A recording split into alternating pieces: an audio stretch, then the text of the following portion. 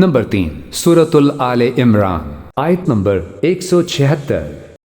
تفسیر ولا یحزنک، اور آپ کو اس رنج میں نہ ڈالیں الذین، وہ لوگ یسارعون، جو جلدی کرتے ہیں فی الکفر، کفر میں. یہ آیت نازل ہوئی ہے ان منافقین کے بارے میں جو رسول اللہ صلی اللہ علیہ وسلم کے بعد مدینہ منورہ میں رہ گئے تھے، اور وہ لوگ یہ سمجھتے تھے کہ ہم نے بہت کارنامہ کیا ہے، اگر وہاں چلے جاتے مسلمانوں کے ساتھ تو ہم تو وہاں شہید ہو جاتے. تو رسول اللہ صلی اللہ علیہ وسلم کو کس چیز کا خطرہ تھا، کس چیز کا خوف تھا؟ اس آیت کو ذرا آپ دیکھیے، اس کا ترجمہ پھر آپ سرچ کرتے ہیں. اللہ نے فرمایا کہ ولا يحزنك الذين يسارعون في الكفر، اور آپ کو رنج میں نہ ڈالیں وہ لوگ جو کفر میں جلدی کر رہے ہیں. انہم لن یضروا اللہ شیئا، وہ ہرگز اللہ کو کوئی نقصان نہ پہنچا سکیں گے. یرید اللہ یہ چاہتا ہے، اللہ ہرگز نہ ہو، یجعل لہم، ان کے واسطے رکھے، حظاً کوئی حصہ، فی الآخرہ، آخرت کی زندگی میں خدا ان کا کوئی حصہ رکھنا نہیں چاہتا. ولہم عذاب عظیم، ان کے لیے عذاب ہے بہت زیادہ. آیت کے ظاہر سے یہ لگتا ہے کہ رسول اللہ صلی اللہ علیہ وسلم کو اس بات سے رنج تھا کہ یہ کافر اتنی جلدی کیوں کر رہے ہیں کفر میں. ولا يحزنك الذين يسارعون في الكفر، اور وہ لوگ جو کفر کرتے ہیں آپ کو غم میں نہ ڈالیں. بظاہر یہی لگتا ہے، لیکن محققین کہتے ہیں یہ مطلب نہیں ہے. رسول اللہ صلی اللہ علیہ وسلم کو ویسے بھی دکھ تھا ہی، پریشانی تو تھی کہ لوگ کیوں آخر کفر کرتے ہیں.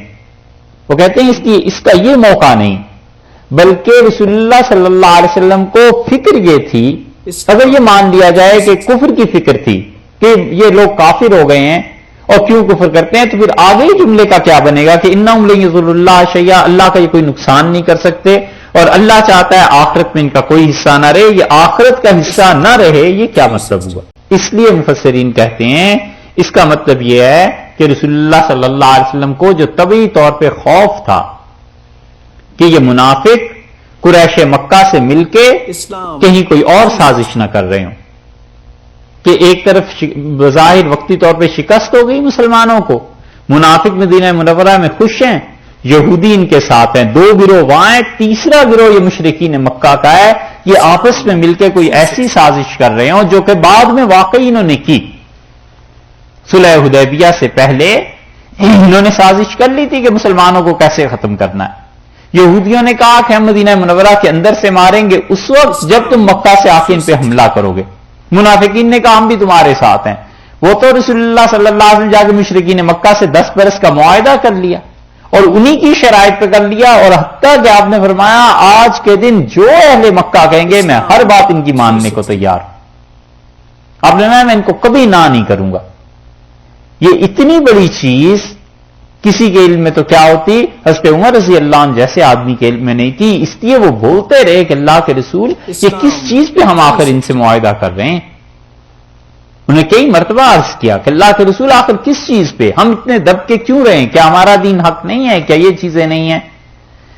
اور حضرت عمر رضی اللہ عنہ کہتے تھے وہ حدیبیہ کے دن جو میں بولا تھا نا، صمت صومن، کتنے ہی روزے میں نے رکھے، وعملت عملا، کتنے ہی میں نے نیکی کے کام کیے، اور کتنے ہی غلاموں کو آزاد کیا ہے کہ اللہ اس دن کی گفتگو معاف کر دے جو رسول اللہ صلی اللہ علیہ وسلم کے سامنے میں نے کر. اتنا ادب اور احترام رہا ہے حضرت عمر رضی اللہ عنہ.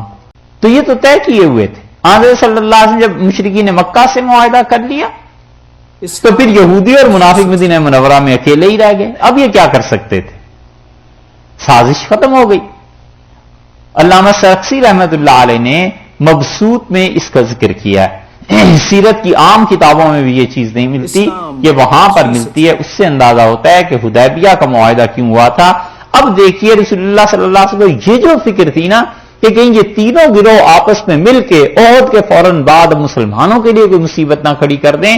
اصل میں اللہ ان کے لیے کہہ رہا ہے کہ جو حرکت ہے ان کی تینوں کے گروہوں کے مل جانے کی اور مسلمانوں کو مارنے کی، یہ کفر کی حرکت ہے.